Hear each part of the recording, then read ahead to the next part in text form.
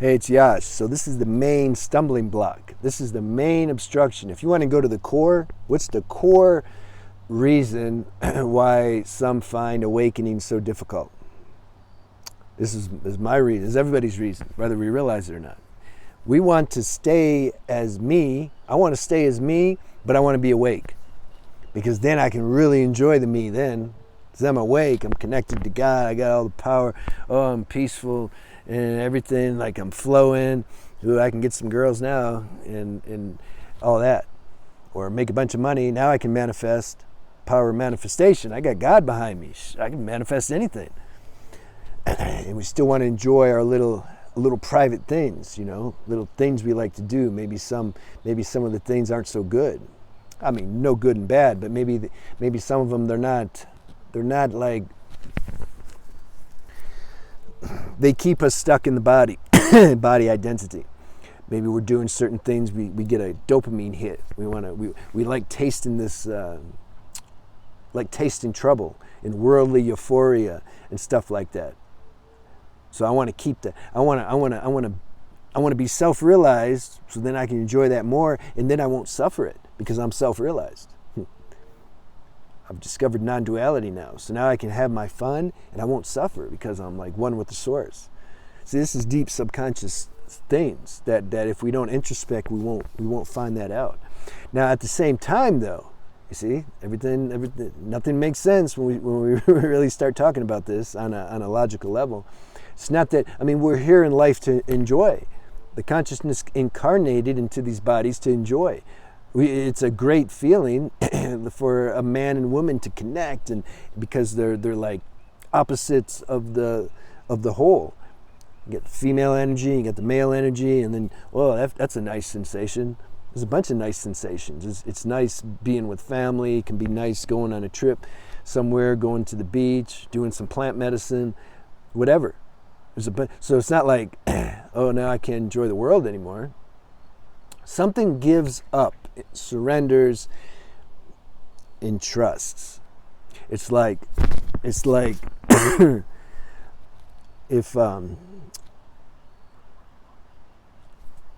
I can enjoy without desiring. This is the main thing I'm trying to say.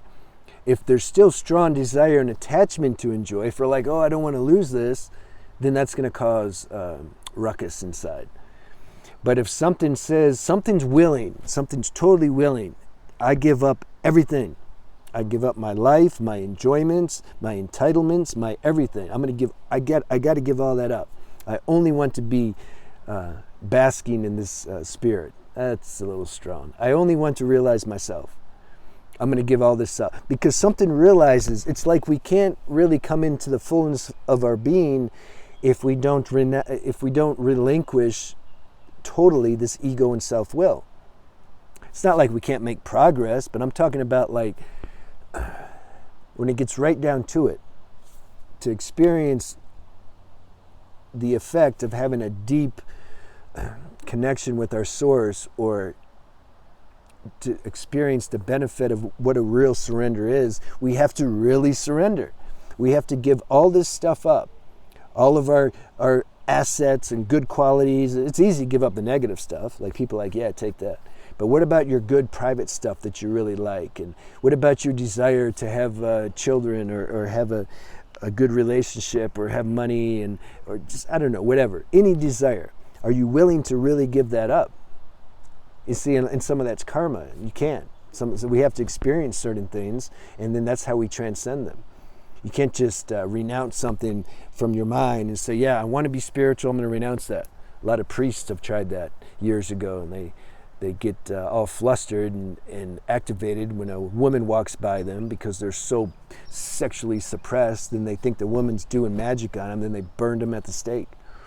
They weren't ready to. They need to go to the bar and get drunk and go have sex. Get yourself a prostitute and just do that for a while, and then see and taste that experience for as long as you need to, and then you transcend it and renounce it automatically.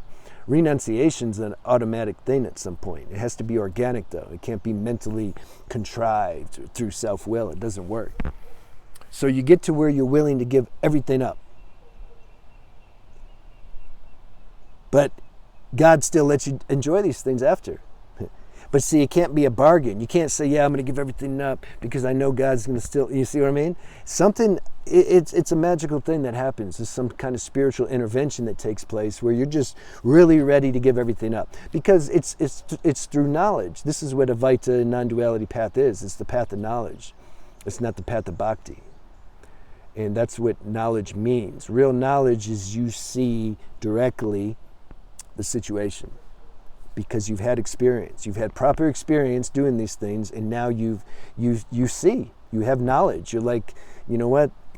As great, the greatest experiences in the human life for me, it would be having just awesome chemistry with the woman, and laughing, crying together, having sex, best friend, mother, sister, everything combined. That's a powerful experience. I've had it more than once, but there's a duality to that.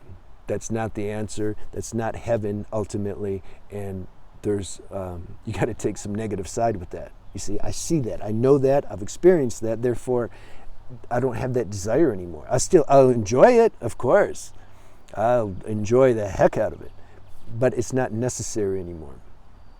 And see, God don't take that away. It's not like you're becoming more awake and then God just removes. You don't enjoy it anymore. You're like, I don't enjoy like anything. I'm beyond enjoying. Enjoying's not real. Oh, there's a girl, we get along, but I can't even enjoy it because I'm just so beyond. It doesn't happen like that.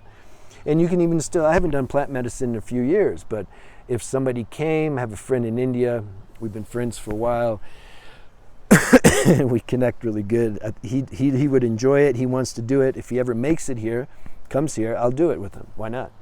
So it's not like, I'm so pure and holy now, I can never touch ayahuasca again or San Pedro. No. But I've given all that up. I've given my life up. I walked out of my life, my human life, because it sucked after a while. I couldn't organize my life in a way where I could be truly content and satisfied. Even I could have all the tools and money to do and organize everything perfectly. I could have best woman relationship and money and friends, best friends, chemistry's off the chart, laughing together, kicking it. I could have all that and still something inside will be unsatisfied. That knowledge has to be known though in the individual. It can't be just believed. Belief, it can get you going, it can help. But when one's really, that's why I say don't waste your life, man. Experience everything. Anything you have strong desire, karmic desire, that you can't just renounce. You might need to experience it. Don't waste time. Go experience it. And pay attention when you're experiencing it. Pay attention to both, the positive and negative flavors of that. And then your wisdom will discern and say, yeah, you know what, I can let that go. It's not going to give me what I'm looking for. That's true renunciation, which then gives true surrender. Surrender is not a mental thing. You don't just choose it. It chooses you because you've lived enough. You've tasted life enough. You've experienced and worked through your karma. Surrender is automatic. And then after surrender, when it's a true surrender, you feel some inner satisfaction, despite whatever your circumstance is. You could have heavy health elements. I know about this.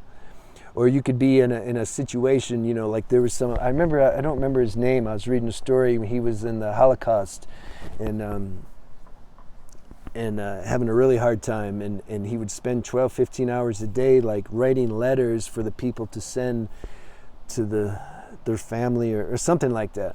And they would, when people would talk about him, they said he was the most serene man in a hellish situation. How is that?